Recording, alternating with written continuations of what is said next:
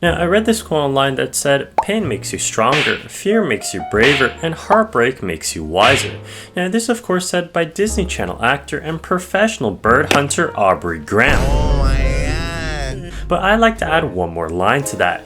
Piano makes you poor. Now, while artists and film directors are worried that Sora 2 will take their jobs and make them impoverished, pianists don't need to worry because they're already homeless.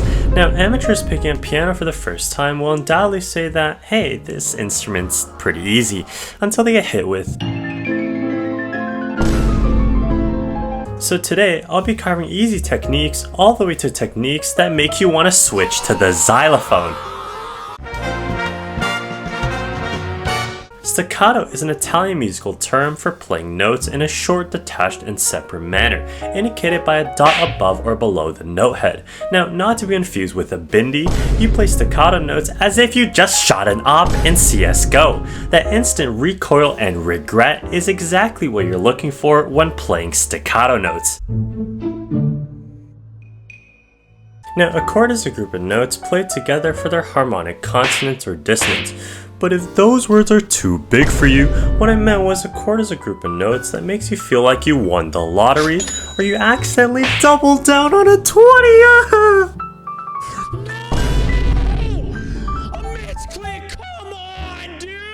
Now, piano chords can be split up into major, minor, diminished, augmented, or seventh chords, with the most common one known as a triad that's made of 3 notes. Now, chords by themselves are pretty useless, but later on they'll be used to accompany melodies, create different moods, and form the harmonic foundation for any song. For example, the chord progression E sus2, C major, A minor, and finally F sharp diminished 7th is used by the chocolate producer Eminem because he was upset.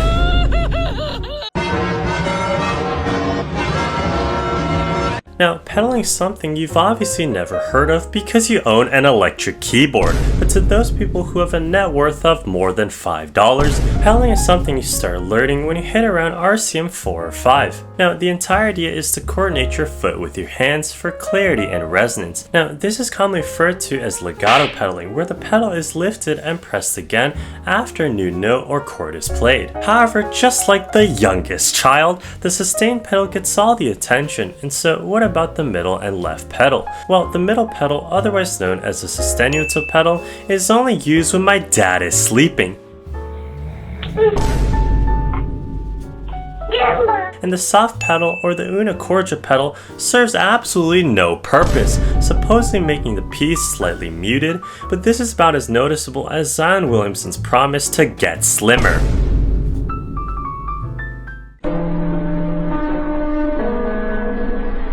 Now, an octave is essentially one note, let's say G, and then played again on a higher or lower frequency. Now, oscillating octaves is a rapid alternation between 2 notes an octave apart, which is used to create a dazzling, powerful, and debilitating effect. Now, this is most notably seen in Chopin's Etude Opus 25, number 10, known as the Octave Etude. And while the audience is calmly resting, maybe scrolling on Instagram, or even taking a fat yawn, you're here fighting for your damn life.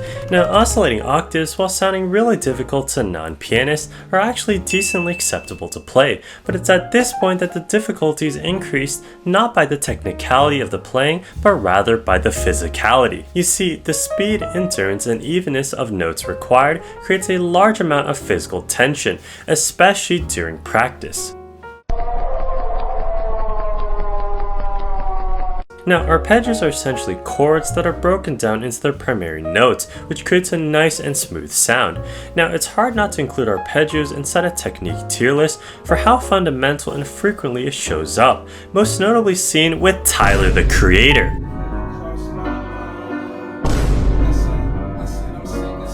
Now, this technique might be familiar as I already covered it in part 1, and I would like to humbly accept defeat.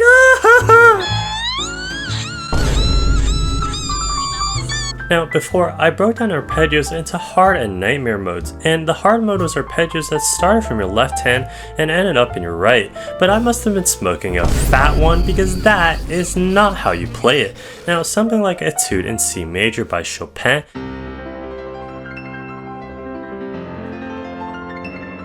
has this huge 8-inch arpeggio, but right at the very end, you have the last two notes that appears to be played with your left hand in the sheet music, but you must be smoking an even fatter one to play it like that. Now, for the Nightmare version, I still think two-handed arpeggios should be fucking exterminated, which are individual arpeggios that are simultaneously played by both hands. Now, while falling flat on your face in a 200-meter hurdles, leaping in piano is not the same. Especially in virtuosic classical works, leaping creates a dazzling and dramatic effect similar to oscillating octaves. Now, the difference is that instead of your hand staying in one static position and playing it like a bot, it jumps back and forth like a tree frog, oftentimes well above one octave. Now, this is most famously seen in Liszt's La Campanella. Now, the sheer physicality of leaping is one thing, but the accuracy to play at the correct tempo is a whole different thing. Please do not claim you can play La Campanella at 54 BPM.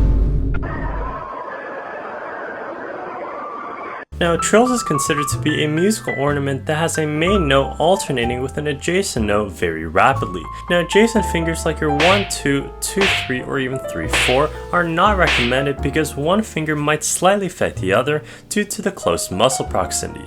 Now, trills by itself are a rather easy thing to do, to the point where even RCM1 bums can even play them. However, complex trills involves playing the trill with one hand, but then having to do something additional with that same hand, while the other hand maintains a melody or other notes simultaneously.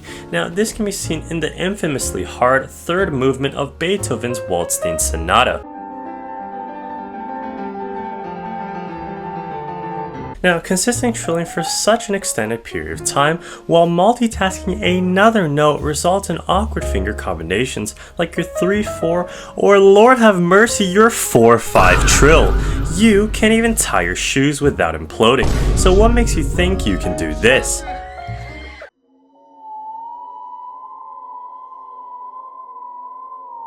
Now, despite all those techniques said before, getting a job as a concert pianist is the hardest of them all. Now, to be a concert pianist, you gotta feed yourself, and you're already disowned for choosing music as a career, so you take up 2 working jobs on the side because nobody's paying someone who plays piano like Kanye. And so after years and years of building a reputation more than your credit score, you're finally offered to play as a backup pianist. So next time you hail down a taxi, that might as well be your next Chopin winner. Now, if you're wondering where all the other techniques are, such as scales and double thirds, well, they're right here located in part 1. Yeah, I hope you guys enjoyed that video. Please consider liking the video as we're aiming for 3 likes. Yeah, 100K, let's get it.